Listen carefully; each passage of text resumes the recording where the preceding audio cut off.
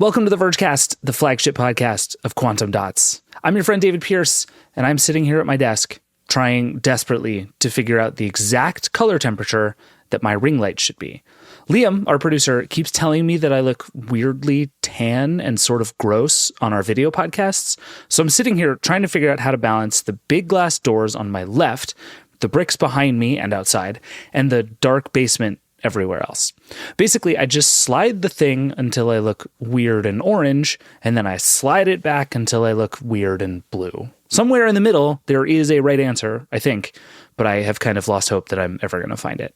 Okay, sorry, I have to stop this and focus. We have a great show coming up for you today. We're going to talk about the TikTok ban, which I don't think is going to happen, but if it does, we're going to talk about how it might work. Then we're going to talk about the state of Android phones and how it happened that really only 2 companies make phones worth buying anymore. And finally, we're going to dig into OLED TVs and why these gorgeous but flawed and very expensive screens are becoming a much better buy. All that is coming in just a sec, but first, I think I'm going to buy another ring light because that'll fix it, right? More ring lights I can't figure out is better than fewer ring lights I can't figure out. I don't know. Here goes nothing. This is the Vergecast. We'll be right back. Welcome back. We've talked a bunch on this show about the various attempts by the US government to ban TikTok. And after a hearing a couple of weeks ago with TikTok CEO Xiaozi Chu, it's starting to look more and more likely that some kind of ban might actually happen. Or at the very least, that the government might try really, really hard to make it happen. But it won't be easy to do. The most current thing happening right now is a bill in Montana that would explicitly ban TikTok and would fine any entity, like an app store, that makes it available to users. That would be a big deal for lots of obvious reasons. That bill has been passed, but hasn't been signed by the governor, at least as we're recording this. But things could change fast, and if that bill does become law and goes into effect in 2024, it will test in a big way whether a TikTok ban is actually legal and even possible. The Verge's McKenna Kelly has been tracking this ban for a while and was at that hearing the other week and has been looking into what might happen next. So she's here to explain. Hi, McKenna. Hi. You survived the TikTok rallies, the great TikTok rallies of 2023. Right. And I'm back and alive, and there's more TikTok stuff happening. I was thinking about what I wanted to do here because I feel like we've talked a lot on this show, including with you, about whether a TikTok ban is a good idea. Correct me if I'm wrong, but I think fairly succinctly, neither of us think it's going to solve the problem it purports to solve. Was that fair to say? That's definitely fair. Okay. There's a lot of problems lawmakers say they have with TikTok, few of which either have evidence to justify them or would be resolved by a ban. Okay, good. So let's just leave that there for now.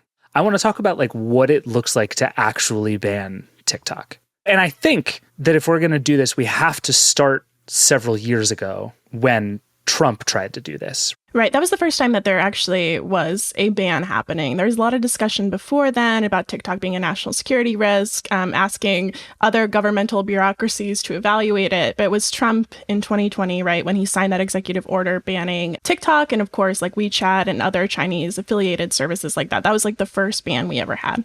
Okay. That obviously didn't work. We still have TikTok. I just used TikTok before we got on this call. It still exists. Can confirm. Why didn't it work? What is between Donald Trump saying TikTok is banned and actual TikTok ban? What happened? What fell apart there? Right. So it was an executive order. It was the president saying through some regulations with the executive branch that he is flat out going to ban TikTok. These powers have not been executed in this way before for something so flat out, a direct ban on a specific company.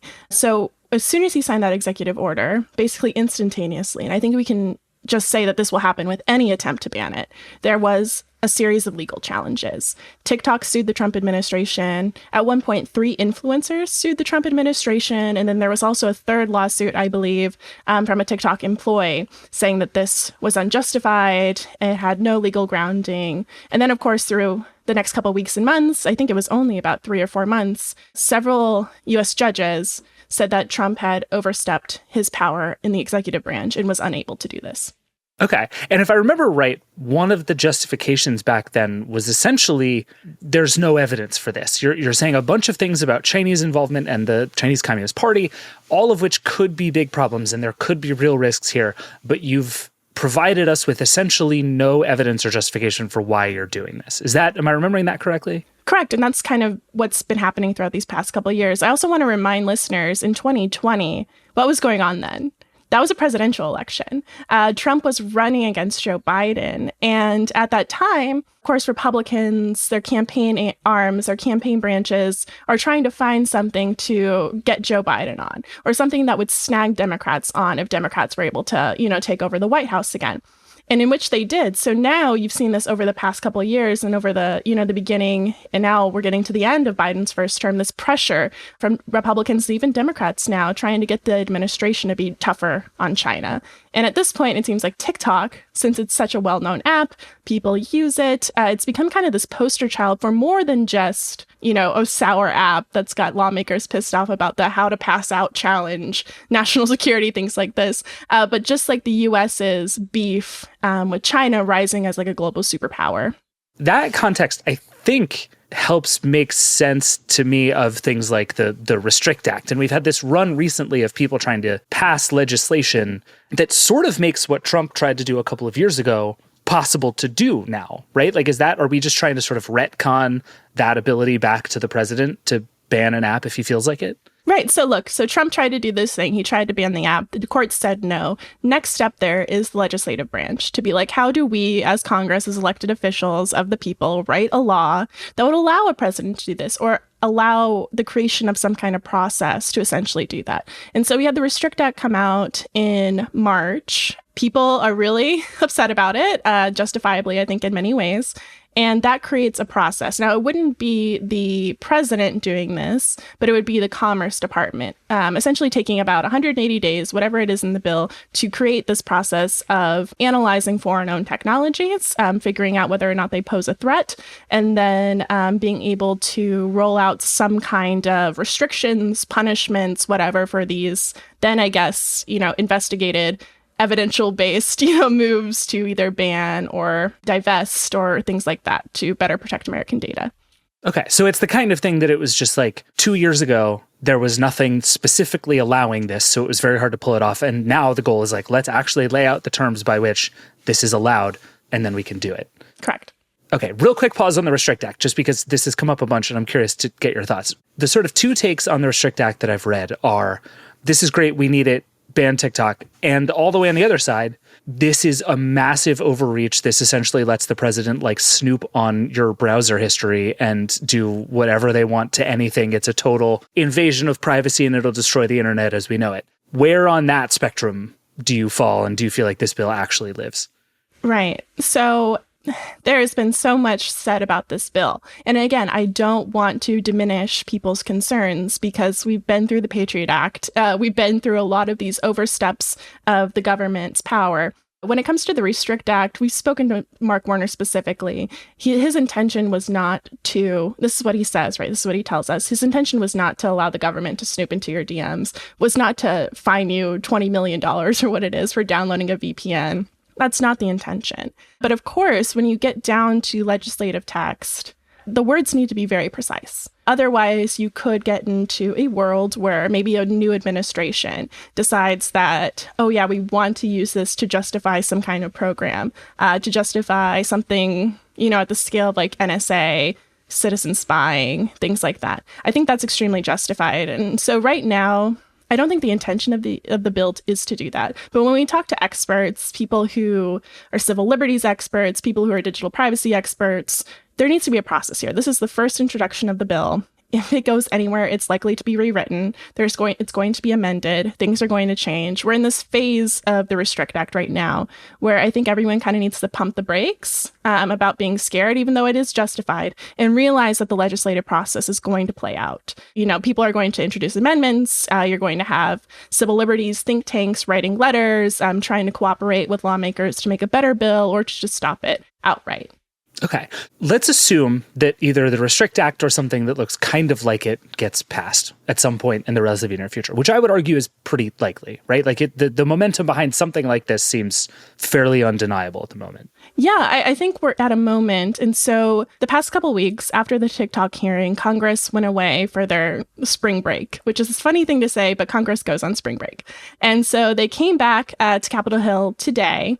And there's a handful of things that are happening in Congress that really need to be reckoned with. I think we're going to see a return of discussion on TikTok, but then we're also having the debt ceiling. What if America defaults? That's really scary. That's probably the top priority for congressional lawmakers right now to solve that out. I think over the next couple of weeks, we'll see a lot of things start to shake out, what Congress is really thinking at, if they're wanting to ban it outright, if we want to see something like the Restrict Act. The thing is that they are kind of running out of time.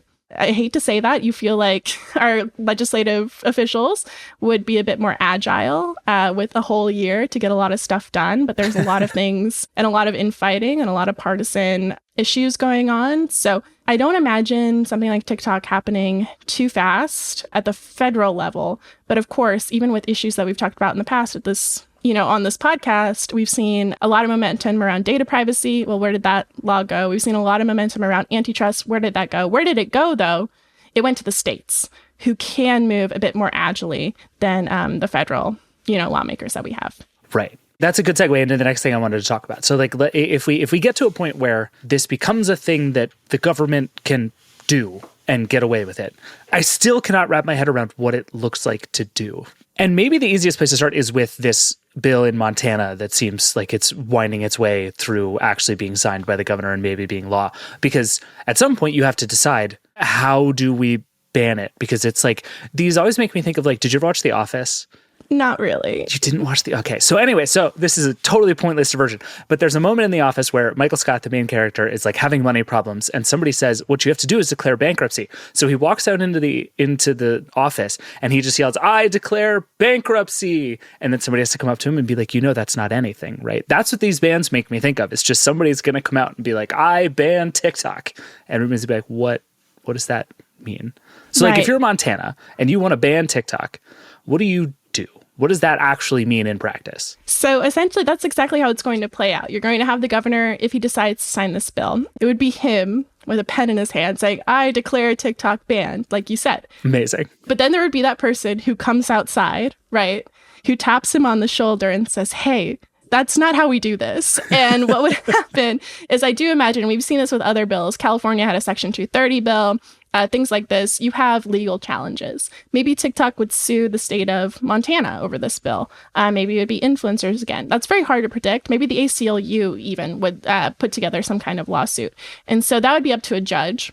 A judge could decide initially, when these cases are brought up, if they want to have an injunction, basically saying that we're going to not ban the app. The app's going to be allowed. Like we saw during Trump, there was injunctions allowing the app to stay live while we sort this out in the courts. Now, if a judge decides he doesn't want an injunction and TikTok just gets banned, that would be in the state of Montana. And I have a very hard time trying to understand how one state goes about doing this. We've seen this in Texas, where Texas banned TikTok on government devices. That's fairly easy to do because you're able to, go to the network settings on like government Wi-Fi networks and ban a specific app. It's like banning Minecraft on your student's iPad. It's pretty easy to do. Is Montana going to work with telecom providers in some way to ban that at the, at the pipes level? That's something that I haven't heard people talk about. And especially, we talk about this on a government-wide scale. I guess you can understand maybe there being more of a strategy in that way, but on such a small scale level, especially without government control, with privatized internet communications, it's very difficult to see how that would happen. Yeah, it seems like there's one version of it that you basically like compel the app stores to do it, which solves part of your problem, but then the web version still exists and it's very hard to compel those app stores to do those things. You could sort of do it, like you're saying, at the network level with the different ISPs, but that's also pretty easy to get around. You could do it with, I don't know, different like router providers. It seems so complicated to me to figure out like where in the stack do you try to cut off TikTok? And if you do, I mean, it's like every young person on planet Earth knows how to use a VPN right now. Like, I just can't get past this idea that there basically is no such thing as banning TikTok. And I don't know how anyone is going to do it. I'm eager to see if it's possible to do, but I kind of don't think it is. Something that I have been thinking a lot about is app credentialing, location-based credentialing, and whether TikTok could be forced through some sort of ban to say, like, if we see that someone is using this app in a certain zip code, in a certain area, maybe they just don't allow use there. That could be something, but it's not something I could imagine TikTok just doing without like suing the state or without suing the government, for some type of ban legislation or something. Right. Is there any precedent for something like this? Like, have we ever seen, even on a smaller scale, something like this happen?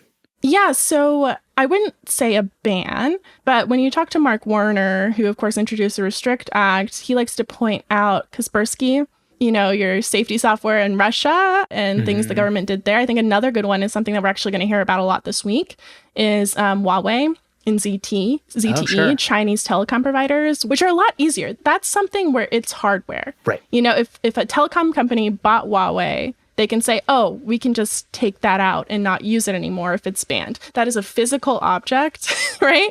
That is a lot easier to take control of than this, app, this service that goes over the internet, than something that's just like a pole or equipment. Yeah, I mean, ironically, it seems like the best solution to that would be to build something a lot like China's Great Firewall, which, again, like irony in the truest sense of the word, that is a thing that's going to get bandied around as something to do. But it feels like if you really want to do it, you're going to end up having to build something that comprehensive, right? I imagine so. And that gets to the heart of this, which a lot of people bring up, is this even something in accordance with American values? If something we're going to talk about is, being opposed to censorship, something that is like hot on the mind of Republicans right now with big tech companies, like, do we even want to do this? Is this something that, is patriotic or, even American in the sense that we've grown up viewing the country operating? So one last question on the Montana thing. It just made me think of the way we used to talk about right to repair stuff, which was that there was this belief in the right to repair community that if one state would make really intense right to repair rules, everybody else would have to follow along. Because if you're Apple, you don't want to make one iPhone for Massachusetts and another iPhone for the rest of the country. So the idea was, as long as we can sort of make that first domino fall, everybody else will just play along. We'll get what we want, even without a broader law. Do you think something like that works in this case too? That like if Montana does successfully pass and defend a law like this, that it could have bigger ramifications outside of Montana? Or is this just going to be one small fight in many other much larger fights to come? So we've seen this a handful of times, and I'm not going to say this has happened, with an app like TikTok before, but when we look at a lot of like clean air regulation, car regulation. When you look at even like biometric facial recognition, that was in Illinois. Illinois passed that bill. A lot of companies have been sued, for violating that law in the state of Illinois. So this has happened before on different scales and levels. So if Montana does, and this is really, I'm really going out on a limb to say, if Montana does approve this bill, if it survives a legal challenge, I imagine that it's going to be like a pain in the butt for TikTok going forward more than anything. Yeah. I think people are still going to use it. In other states, I think it's going to be really, really hard for this to apply elsewhere. Also, like Montana is not a very densely populated state. I think like losing all users in Montana really won't hurt TikTok that much. Sure. But if you're enforcing it in a state like California or a state that's like larger, New York, Texas, something like that, I could imagine that having a bit more weight than Montana, unfortunately. To all the listeners out in Montana, I'm sorry. I'm from Nebraska. It probably wouldn't happen there either. Yeah, no, that's fair. And it does seem like part of it, like you're talking about with the Illinois lawsuits, is that just ongoing threat of there are going to be people in Montana who keep using TikTok, even if TikTok gets banned in Montana.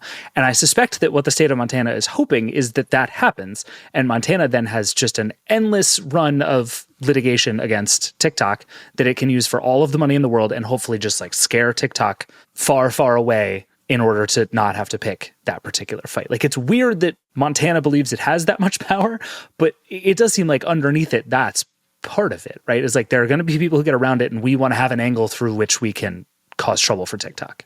True. It also sets the precedent. So if Montana itself could pass this bill. That's telling other, assumably, I'm going to assume these are red states, that they would be able to pass similar legislation. It would give the green light to them. Because now all of a sudden there's precedent in the courts saying that, well, Montana did it. They got away with it. Now other red states or blue states, if it gets to that level, could approve some kind of similar ban and have the justification for it to take place.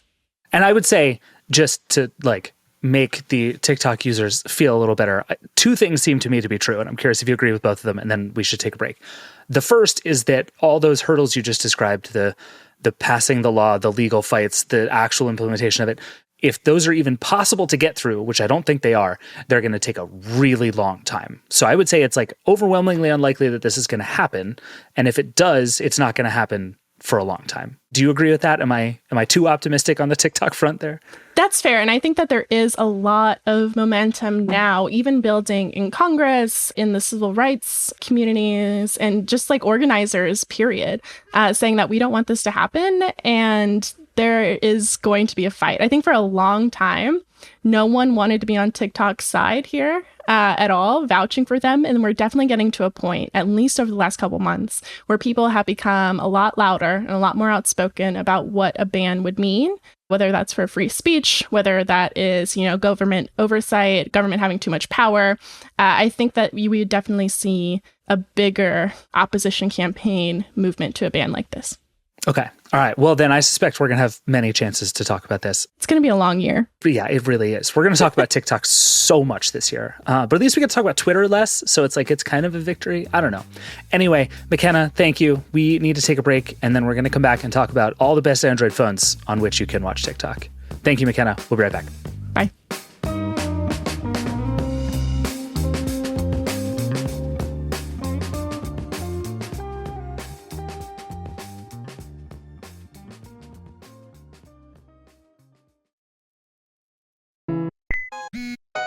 Welcome back. It's mid-April. It's about to be phone season. We're going to hear about the new version of Android at Google I/O in a couple of weeks, and then the new version of iOS a few weeks later at WWDC.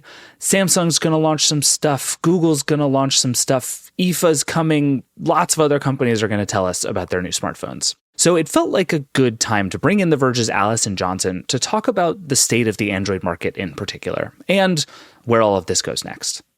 Allison, hello. Thank you for being here. Hello. Thank you for having me.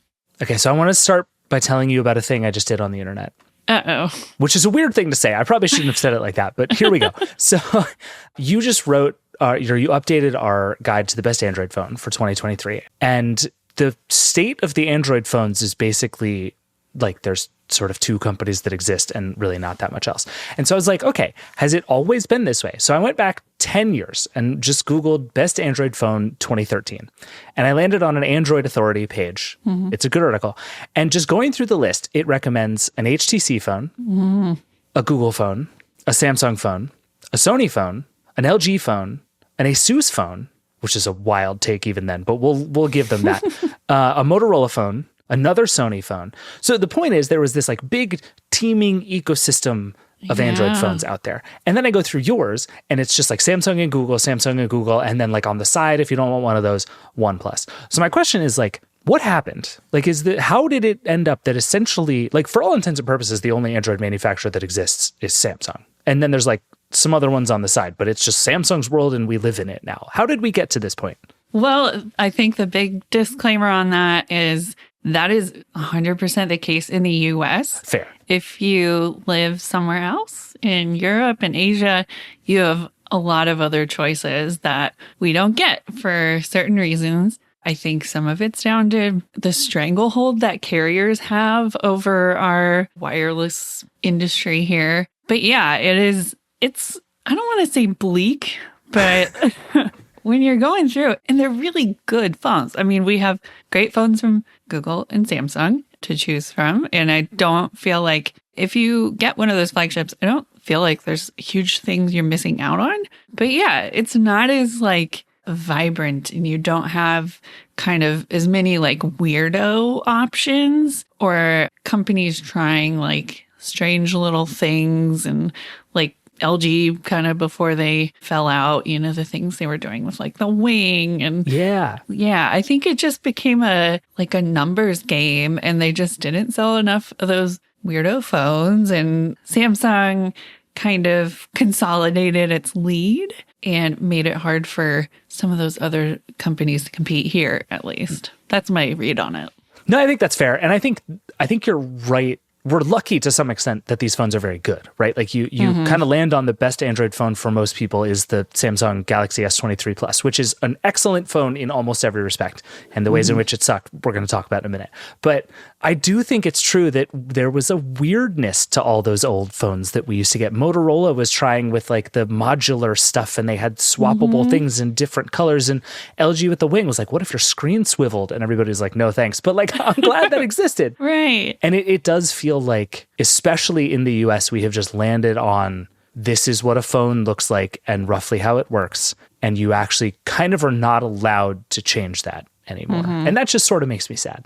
I know. I mean, the one thing to add to that is foldables, and like that'll definitely be a theme in the upcoming year. We'll hopefully see, some competition for Samsung in this country where Samsung rules. But yeah, at the end of the day, Galaxy Z Fold is a phone that goes like, it folds. It's not, the screen doesn't like swivel. Yeah, there's nothing you can like magnetically attach to it like a transformer. Yeah, I don't know. It's like good and bad. Yeah, I think that's fair. Okay, so let's talk about the phones that do exist. And you did a thing right at the top of your guide, which is very good, where you basically laid out 4 things that you're looking for in a really good phone. And I feel like this, we can sort of imply that you should assume that like performance is good and the battery doesn't die in 5 minutes, right? Right. But beyond sort of basic phone stuff, the 4 things you landed on were longevity, a great screen, quality cameras, and wireless charging. My immediate question on reading the 4 of those is that wireless charging seems like by far the least important of those, and I would not have necessarily even put it on the list. So why did you put it on the list? Why does it belong on the 4? I think it's when you look at kind of the top phones available, they've all kind of agreed on a set of specs that they're going to have. You're going to get a 120 hertz refresh rate screen. You're going to get an IP68 rating. What separates like a phone you would really like from maybe the phone that's not right for you is like a kind of narrowing list of things. Interesting. Personally, I don't use wireless charging. So for me, it's not a deal breaker at all. But it's one thing I hear about when it's not on a phone and the wireless charging fans come out and say, no, this is bad. Right. But it is one of those things. It's like you are starting to be able to just expect it from a flagship phone. So when it's not there, it's just sort of worth noting.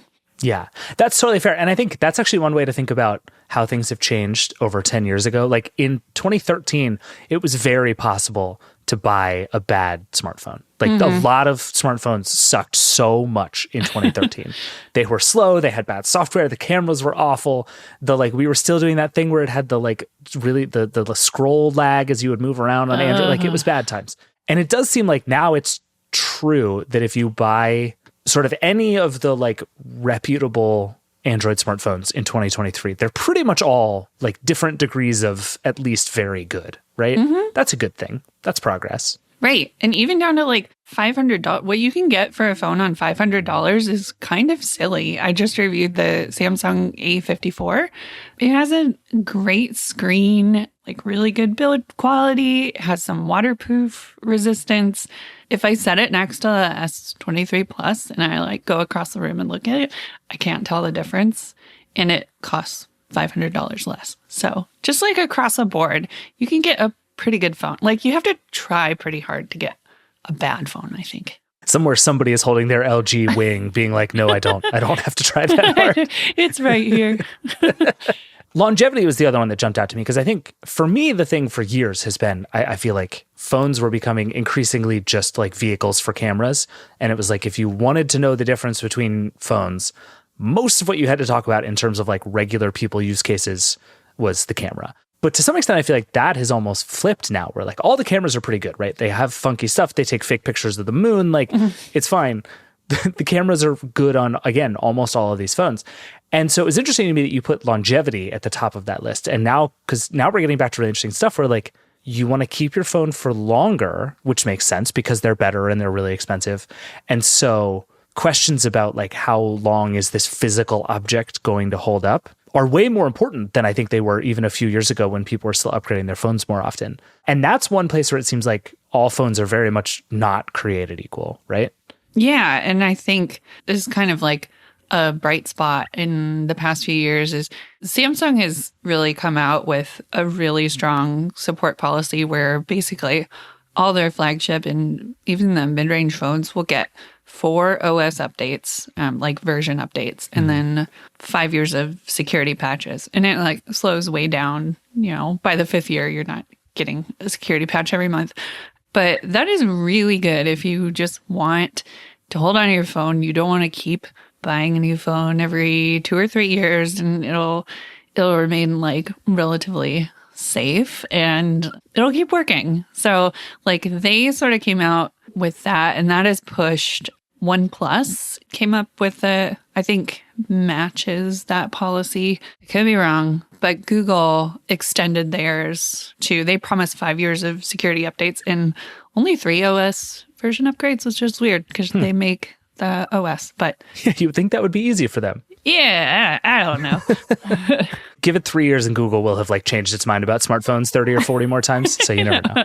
3 years is a long time in a Google product's life, but it's kind of good news all around. Like you are getting new, OS version upgrades for longer. You're getting security updates for longer. It's like a win. Yeah, no, I mean, that's good. And what about on the hardware side? I think waterproofing kind of became a thing everybody talked about. And then did we like hit a point where it was pretty good so everybody stopped talking about it? Because it doesn't feel like that's kind of first on the list anymore. Nobody's really like dunking their phones in the water to test them anymore. Is that because they're good or did we just stop caring? I think it's because they're good. Like IP68, which is total dust resistance and some ability to like throw your phone in a pool of fresh water and it'll be okay. You can drop it in a puddle or the toilet, like whatever. We've all done it, Allison. Don't feel bad. These things happen to everybody. I have lost a phone that way. Okay, thank you. R.I.P. my iPhone SE. That's why you shouldn't buy small phones, people. Let that be a warning. They will fall. I didn't even know it was in my pocket. That's a thing. Anyway, small phones are good. So that's sort of the baseline. And I don't think there's like, aside from going to like military standards of like, you can shoot it with lasers or like water jets. There's not much more like practical use in like anything that's more robust than that. So it's sort of a baseline in the flagship class, and there are a few outliers. And they're still pretty dust resistant, water resistant, but they're just not quite up to that level, which is worth knowing if you're spending $700 or $900 on a phone. So it seems like the big debate that you had to make in making a guide like this is Samsung versus Google, especially between the Google Pixel 7 and Pixel 7 Pro and the Samsung Galaxy S23 and S23 Plus. How do you think about just like philosophically the differences between those things? Because I've always had a very hard time explaining it. It's like, do you want Samsung has specific pros and cons and so does Google, and it's sort of hard to know which one you like. How do you think about the differences there? Yeah, it's hard. And especially with that kind of top recommendation, which I gave to the S23 Plus, I went back and forth a lot between the 7 Pro, the Pixel 7, the S23, and I just sort of come down to like, what is the crowd pleaser here? Like, what is going to meet the needs, and not just needs, like what people really want from a phone for the most people. And I think the S23 Plus has a very big, very nice screen, which is people want a big screen. So that kind of rules out the smaller phone. Even though we've acknowledged on this show that 6.1 inches is the correct screen size for a smartphone. It is correct. Yeah. So maybe I'll write a guide to like phones that are the actual right size and which ones are the best. There's the best phone and then there's the right phone. Yeah. And they are different things. Yeah. And I understand. I get you. Thank you. So big screen, help tip it. What else kind of tipped you in Samsung's favor? I keep coming back to the word crowd pleaser. It's sort of easy to just pick up and feel really familiar with. It's predictable, reliable. That I think the cameras are good. I mean, if you're going up against a Pixel camera, like it's got to be really good. Yeah. Pixel 7 Pro will you've got a telephoto lens. So there's an advantage there if you're inclined towards telephoto photography. But the S23 Plus's portrait mode is so good. And I think it beats the pants off of the Pixel portrait mode. And that's what I want. I want to be able to pick up my phone, put it in portrait mode, take a picture of my toddler, and move on with my life. Pixel 7 Pro has a ton of cool features that are you're sort of like a beta tester as you own your phone, which I think is some people want. Like, I think that's fun for some people. And you don't have to go in with that attitude, but there is a little bit more of kind of like it's going to change. It's going to evolve as you own it. It's going to do different things. And I think someone who's excited about that is the phone for you. But when you have to give a blanket recommendation to just anyone on the internet who's going to come to theverge.com and try and find out what phone to buy, just the S23 Plus One. Okay, that's fair. I will say my only quibble with that is that I think you undersell the extent to which Samsung's software is really annoying. Yeah. And the thing for me is just, I continue to have a hard time explaining why there are so many app stores and where all these notifications are coming from and why are there ads here. And it's gotten better over the years. It's absolutely true. But you point this out in your piece too, that for the cost of these phones, it just feels like unpolished in a way that I think is borderline unacceptable, but at the very least really frustrating to me. And it's just there are these little things that the phone doesn't make sense in a way that you just want it to make sense. And there are some things about stock Android, like you were saying, that are kind of a mess, and Google does some weird stuff with the Pixel too. But Samsung software has just always been 25% too much for me. And maybe that's just me. I don't know. I think too much is a good way to describe it. I pull down the notification, like the control settings on a Samsung phone. I'm like, dear God, why are there 200 things here? Yeah, it just balloons. Like, I give you that. It is not my favorite. I knock on Samsung software like in every piece of writing I do about Samsung. And their thing is always like, oh, it's a lot of settings you can change. And it's like, sure, but there's 600 places to change those settings. None of the menu titles make any sense. Like, God help you if you want to change those settings, but it is technically possible, sure. Yeah.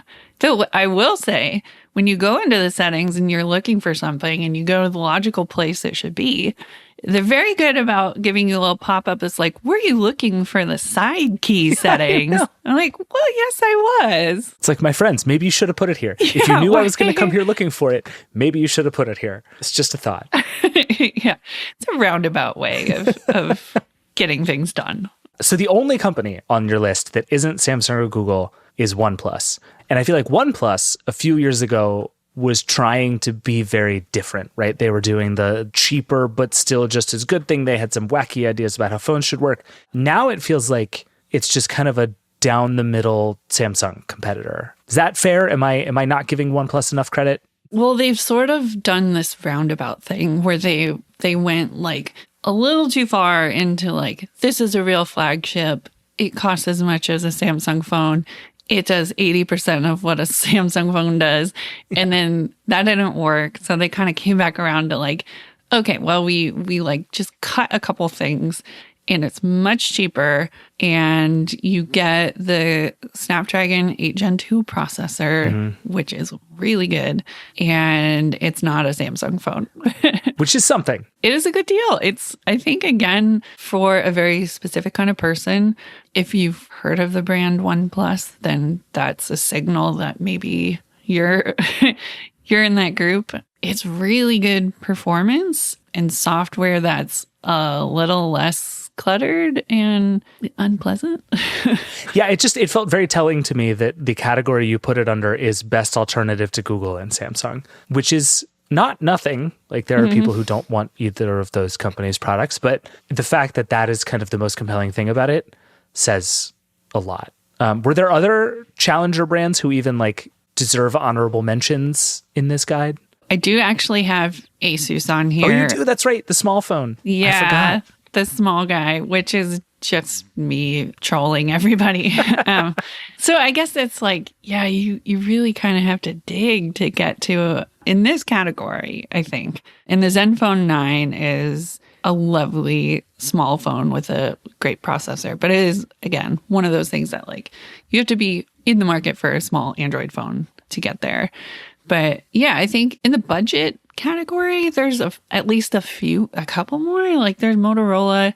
They just really have not brought anything to the US in the premium space that has been worth anyone's time, really. So yeah, that's where we are. We're down to Samsung and Google, and then the alternative entree. Yeah. On the price front, the kind of heuristic I got from people a few years ago was the top of the market is interesting, the very bottom of the market is interesting, and in between there's kind of nothing, because for most people who are willing to spend $600 on a phone, they're probably willing to spend $800 on a much better phone. Is that still kind of the case? Is there anything interesting happening in that middle $500 range anymore? Well, it's the same story, kind of. It's like very much dominated by Samsung and Google. Oh, there you go. Yeah. Yeah, in the US with the asterisk on that. But they've kind of like played this game of chicken, I feel like, over the past couple of years, where like the Pixel 6a is like slightly better in this way, and then the A54 is slightly better in this way. So that's not, I wouldn't say it's like interesting, but I think has turned into like, you have a really good option at $500. And the other thing is like trying to figure out how much a friggin' phone costs in this country is just a game that will drive you insane. It's like, there's the MSRP, but then there's like, some companies will instantly like knock that down $150. So you're like, what was the point of having a price tag on your phone? And then there's the carriers and there's the deals. A lot of people in this country get their phone through the carrier and they don't pay for the phone. I did the deal with Verizon the last time around, but you pay through being on your phone plan for the next 3 years. And right. Yeah. T-Mobile is forever like, if you find a battery on the street, bring it to us and we'll give you a Samsung phone for free. And it's just like, mail it in. Yeah. If you've ever seen a smartphone, we will give you a Galaxy phone for free. And it's like, yeah, right. Is that free? No, because you just pay for it by being a T-Mobile subscriber. But it makes it really hard to sort out how much am I actually paying for this phone, which I guess is deliberate. And if it ends in everybody having nice phones that they like, so be it. But I think you're right. And I wonder if that's part of the difference in other countries, where it is just much more obvious when you walk into a store and there are phones with price tags, and you make your decision really differently than you do by just like getting whatever's on promotion at your carrier store. Yeah, I think it probably makes things more interesting. Just trying to decide what is a mid-range phone. You go look at what phones cost right now. The Pixel 7 is like $450 or something. Right. Like, is it a flagship phone? Is it a mid-range phone? Who can tell? So Yeah. It's hard to compare apples to apples, like in that way, I think. Yeah. Yeah. No, that's very fair. So looking ahead, we're about to hit sort of the beginning of smartphone season again. We're going to get new Android. We're going to get potentially a Pixel Fold, maybe, possibly at Google I/O. There's some smoke around that, but who knows? New Samsung phones, probably in the fall. Lots of stuff coming. Like, what is this going to be the year of in smartphone world? Is this the year foldables become a real thing? Like, what's coming? I think it is. I'm Nice. excited. I hope am so. too. I think it's the year of foldables, and maybe that'll mean you see more than like one person out in the world with a flip phone or a fold. Yeah, I think when and if Google goes in, that'll be, I don't think we're going to like know a lot of people who go out and buy it, but they're going to know about it. And that's going to make it a little more mainstream. And then I think that opens a door for competition, which would be lovely. The Z Fold 4 and the Z Flip 4 from Samsung they're very good phones, but Samsung's just doing like victory laps with that. They're like, the last generation was like barely different from the one before that. And it's sort of like, come on, this is cool. Like, put a bigger screen on the front, make it do other stuff, like throw a stylus in there. And they kind of have been like, No. Right. Meanwhile, every other company has been like, look at this neat prototype that we made. And you're like, when are you going to make that into a thing that someone can buy? And they're like, who knows? Yeah. I'm still waiting for the phone that like unfolds like a scroll. Ooh. Yeah. I like that. Like that LG thing we saw a million years ago, the rollable screen. Yep. Listen, all I know is I used to see a Z Flip 4. I was commuting more often and would see a Z Flip 4 on the train like 3 times a week. And I was like, wow, this phone must be really popular. And then realized I was just on the same commuting schedule as someone, and it was the same woman every single time. But she would get on the train, sit down, she would prop it up, and she would watch something on the top half of the screen while she just like did her thing. And I was like, you get it. Like, this is the future. Yeah. Fancy kickstands. This is it. This is all I need. It's kind of great. I was sitting at a coffee shop next to someone doing the same thing like a few months ago, and I restrained myself and I didn't ask them a bunch of questions like, hey, why'd you buy that phone? I really do hope this is the year, because I think you're right that we've probably gone as far as Samsung will go without someone pushing them. And so I'm hopeful, whether it's the Pixel Fold or something else, that there is a real kind of push and pull in this space for a while. And I hope people keep making flip phones. Yes. Dear smartphone manufacturers, I don't care about your foldable phones nearly as much as I care about your flip phones. Bring flip phones back. Vote Pierce 2024. that's my platform. Co-signed. There we They're go. so fun. I think that I'm going to write another buying guide for phones that are fun. Oh, I like that idea. Yeah. Z Flip 4 is the leader right now. Phones that are maybe a bad idea, but you'll have a delightful time with anyway, by Allison Johnson, is like, that's a thing that should exist. I'm into it. It's coming up.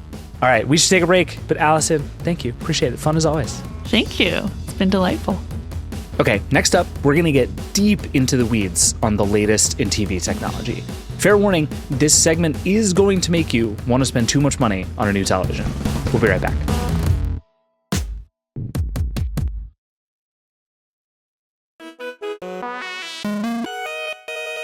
Welcome back. Time for TV talk.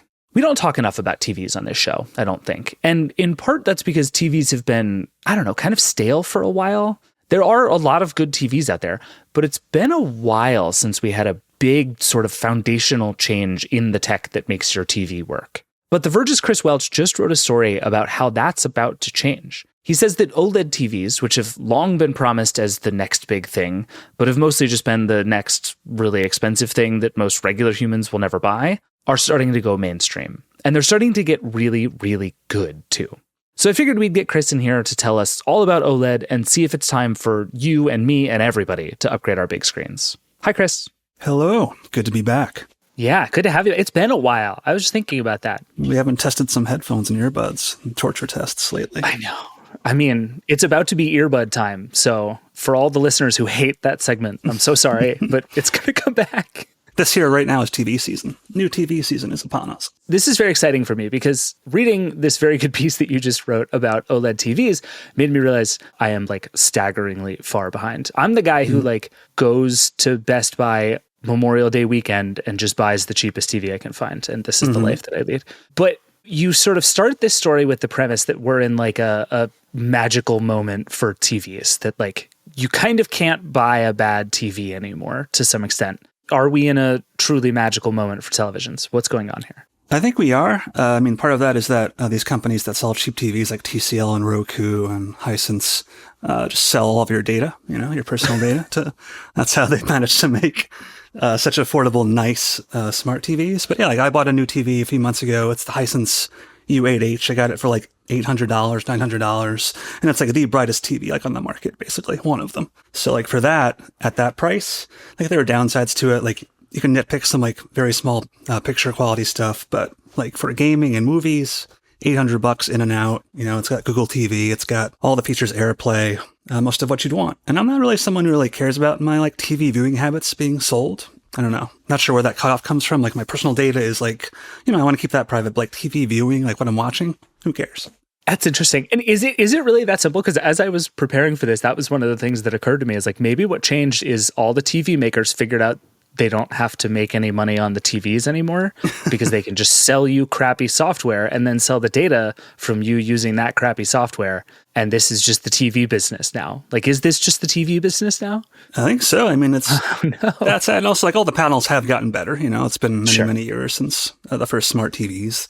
You really can't buy a dumb TV anymore from anybody. Yeah. That's the point that we reached. But yeah, I mean, you've got the mini LED TVs like this one, the Hisense, that I like quite a bit. And those are pretty cheap, and you get big picture performance from those. But the new ones I covered from LG and Samsung are their new high-tier flagship OLEDs. Right. Yeah. So let's talk about those, because that was the thing that you most recently wrote about, that these are on the list of amazing TV technology we've been promised.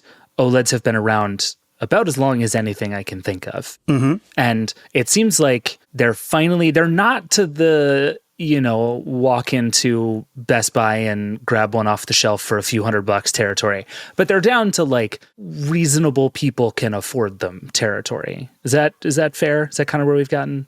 Yeah, for sure. I mean, there were some big sales on the LG C2 that we covered over the last few months on Verge deals. And so, yeah, I mean, you can get one of those for like $1,100, I think. Okay. Yeah, that's totally reasonable for a lot of people. Not everybody. Yeah. Obviously, some people don't want to spend more than like $400, $500 on a TV. But yeah, OLEDs, I mean, we all know the benefits. You've got those perfect black levels, great contrast. You can watch them from anywhere in the room, and they look great. And so now the brightness is the new war that we're into between LG and Samsung. Yeah, walk me through that a little bit, because again, this is where I get very dumb about televisions. That the only thing I've known about televisions is not to worry about the brightness, because you walk into the store and they're all cranked up as bright as they go and as contrasty as they go. And so the picture you see has nothing to do with the actual reality of watching that television. Yeah. But now you're saying the brightness fight that especially Samsung and LG are having is really important. Like, why should I care about brightness in my television? For years, like the counterbalance to OLED has been that they're not great for bright, sunny rooms. So if you have like a really bright living room, you might want to go for some kind of like LCD TV from Samsung or Hisense or TCL that can just get brighter at all times, be it for SDR or HDR. And that's just because it's lighting the whole panel all at once, all the time, right? Instead of just kind of individually lighting pixels. That too, and also just OLED just couldn't get that bright. Okay. For its peak brightness was always like fairly low compared to like the best like mini LED. Like those have like backlighting systems that like turn off pixels or parts of the screen as you don't need them. But yeah, for a few years it's been there's been like a fairly clear cut win for mini LED on the overall brightness front. That kind of changed last year with the LG C2 and Samsung's QD OLEDs, which both use two different types of OLED panels. So like LG has their usual panels that have white, red, green, and blue subpixels. And then Samsung came out with the QD OLED, which stands for quantum dot. And those are pure RGB panels. And so that benefit is you can like go higher on brightness while maintaining like full color luminance and like keep colors looking like nice and vivid even at like full peak brightness. Whereas LG, not quite as good. I mean, these are things you wouldn't really notice unless you were side by side in like a viewing test room. So like it's not a huge difference, but the overall brightness from both companies got quite higher last year. And this year it's gone up even more. So they're hitting like 1,500 nits, Oh, wow. 2,000 nits. Those numbers don't mean much to anybody, but it's just very bright. Very, very bright. It's bright enough. Yeah, that's past the threshold of like, you probably don't need to worry about it in just about any space. Right, yeah, and like more of the screens now have like these coatings that kind of like just fend off the reflections, so you can put them in like a bright spot. They're not going to be just a hellscape of like reflections of your bedroom or living room, which did happen with my previous LG C10 that I had. That would be annoying. But yeah, both Samsung and LG now have that figured out as well. Plus all the usual benefits, those black levels. They all do really good at gaming. These are the best TVs for gaming that you can buy. But of course, they come at a price. Like for the 65-inch G3, TV names, boy, I tell you. The 65-inch LG G3 and the Samsung S95C both cost $3,300. So that is a far cry from like your typical TCL or something like that. You get what you pay for if you want the absolute best. But if you've been holding off for like a big TV upgrade, if you've got an old, some old LG OLED that's 6 or 7 years old and you just want maybe nicer HDR, you want to be dazzled, then this is kind of the year to kind of just go out there and splurge, I think, and you'll be pretty happy. Yeah. You just made me realize, though, I've never been in like a fancy TV testing room, and you have. And I know you just went to LG to see all their cool new stuff, I think in LA. Is that right? Yeah. What are these rooms like? Is it just, you just like walk into a like sensory deprivation chamber and there's a TV in there? Like what are these places like?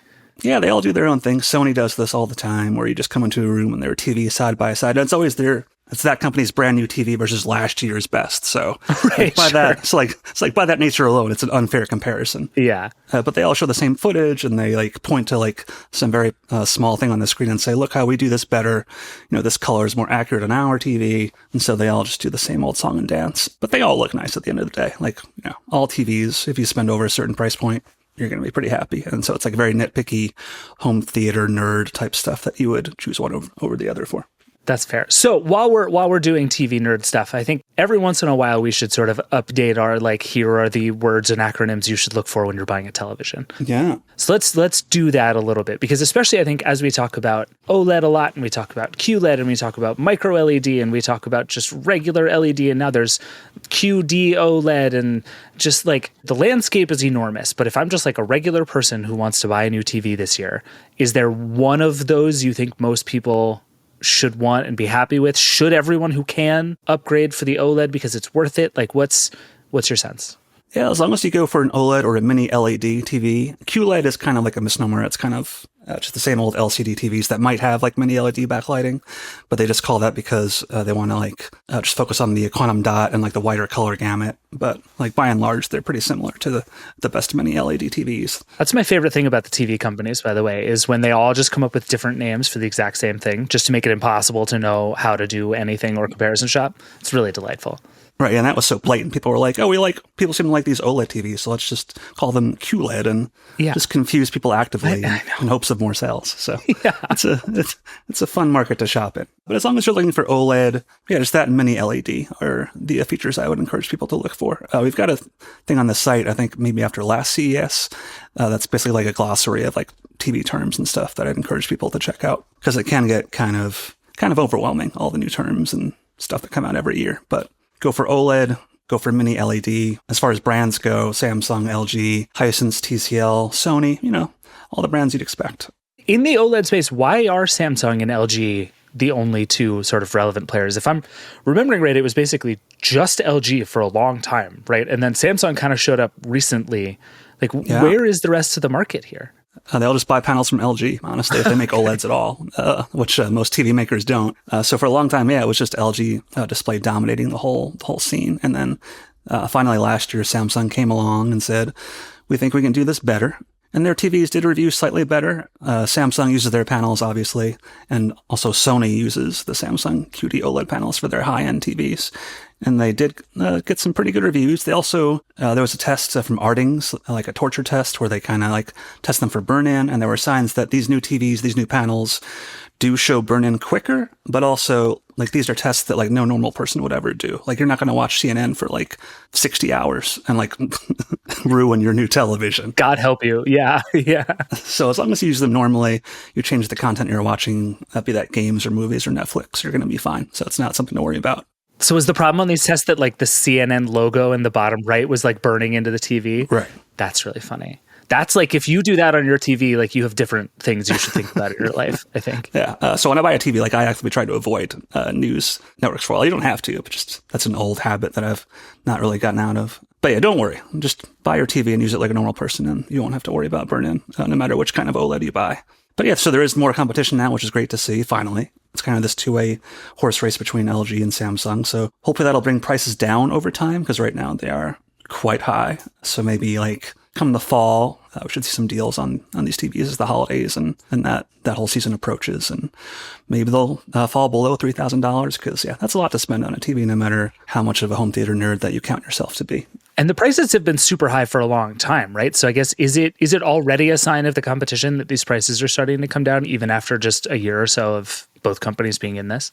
I think so. I mean, there are only so many models to go around, so it's not like there's a huge selection of competition to choose between. But even just like 2 or 3 models is enough to kind of, have that one-upsmanship between Samsung and LG to just get the price down. But right now they're the same price, so they're kind of just doing that to stay on the same level. But yeah, there have been some good reviews. If you check out my favorite TV reviewers, since I don't do them too often, there's Caleb Dennison over at Digital Trends, who does great work, and also Vincent Teo of HD TV Tests. And if you want to check out new TV reviews from them, we're going to have some over the next few months as well. But if you want like the nitty gritty, those are good resources to check out. And they both seem to love both of these new TVs. Is there an appreciable difference between the two of them? Like if these are the two sort of main players from the main players, is there anything that sort of sets them apart from each other in meaningful ways?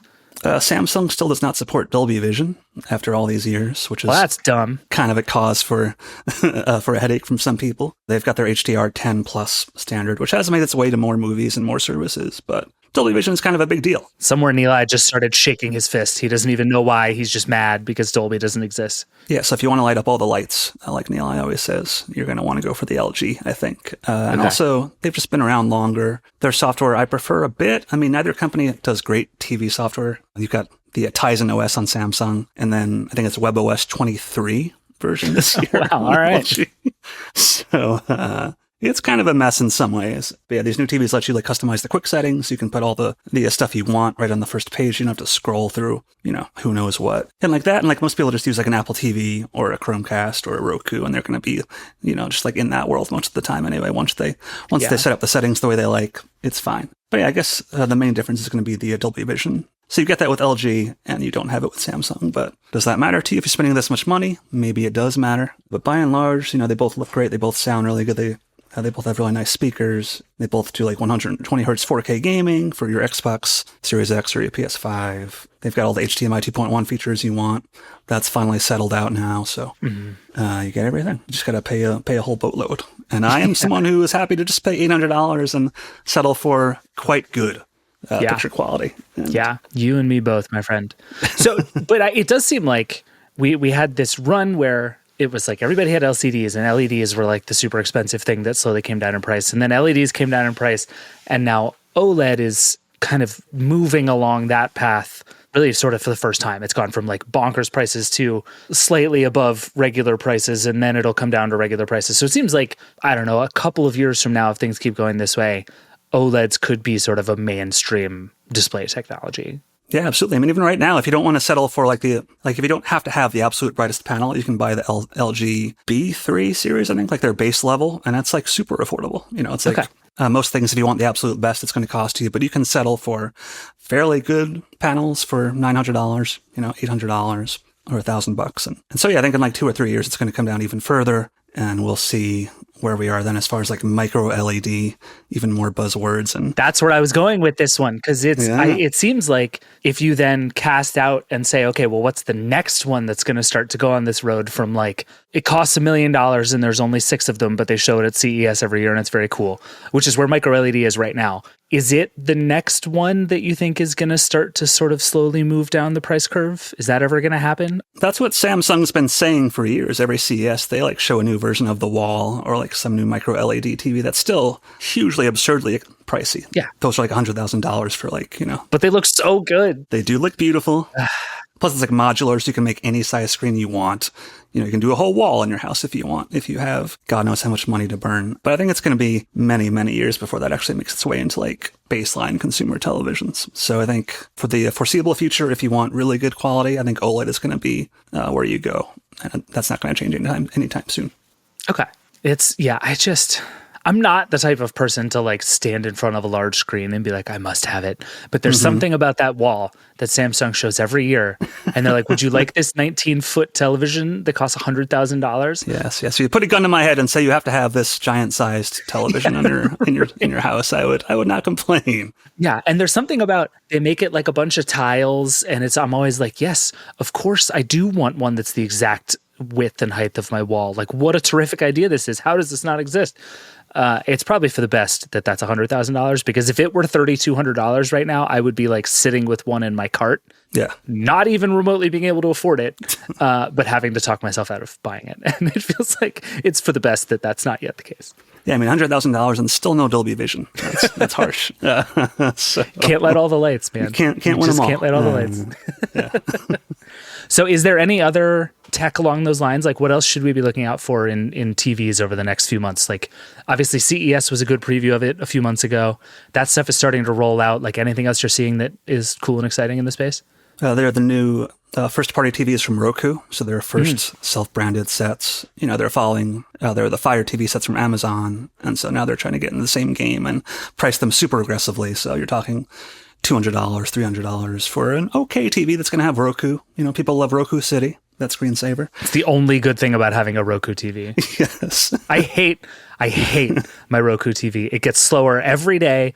It refuses to work at anything ever. It just updates all my apps every day for no reason. It drives me absolutely insane, but I love the screensaver. Yeah. It's so good. And these are super cheap, super affordable. I mean, case in point, when a company is going to sell your data for ads, and like that's Roku's whole business now is advertising, basically. So those are going to be in the market soon. They already are, I think. And so yeah, that's like the bottom end. If you want something simple, easy, go for a Roku TV. If you want the top QD OLED, and the LG G3 is going to be where it's at. And then somewhere in the middle, there are a ton of great options from TCL, Hisense, everybody. It does seem like that $400 to $700 range is just full of great TVs in a way that it never really was before. Even a few years ago, I feel like I would sort of start at like, okay, let's get like a $400 or $500 TV. And then pretty quickly it's like, okay, well, the thing I actually want is like somewhere between like $800 and $1,200. Now it's like you can buy a truly kick-ass TV for $500. Yeah, absolutely. And like the worst thing you settle for is like, okay, maybe there's only 1 or 2 HDMI 2.1 ports that do the best gaming for consoles. But if that's the worst trade-off you have to make, then I think most people aren't going to mind that. So yeah, I mean, I bought one. I'm going to have this for who knows how long. I don't buy TVs very often. I buy phones all the time and new earbuds constantly, but TVs, I can just be more disciplined. You just go straight from this to the wall. That's the next move. Just by the wall. I will wait for micro LED from this point on. Yeah. All right, Chris, thank you as always. Thank you, sir. If you do upgrade, let us know what you end up with. I'm very curious. I shall. Appreciate it. Later. All right, that's it for the Vergecast today. Thank you to Chris, Allison, and McKenna for joining the show, and thank you so much for listening. There is, as always, lots more from all of our conversations at theverge.com. We'll put a bunch of links in the show notes, but as always, go to the website. It's good stuff. Oh, and also, vote for us in the People's Choice Webby Awards for the Best Technology Podcast. That link is also in the show notes, and I'm not going to lie to you, I really, really, really want to win. I so appreciate everybody who's voted for us so far, and please keep it coming. The voting actually ends tomorrow, April 20th. So if you have a minute, please get to it. Also, if you have thoughts, questions, feelings, or a Samsung Wall TV you want to sell me, you can always email us at vergecast@theverge.com or keep calling the hotline. It's 866-VERGE11. We love hearing from you. Send us all your thoughts and questions and ideas for what we should do on the show. It's one of my favorite things about the Vergecast. This show is produced by Andrew Marino and Liam James. Brooke Minters is our editorial director of audio. The Vergecast is a Verge production and part of the Vox Media Podcast Network. Nilay, Alex, and I will be back on Friday to talk about electric cars, ChatGPT, social networking, and presumably a lot more CarPlay. We'll see you then. Rock and roll.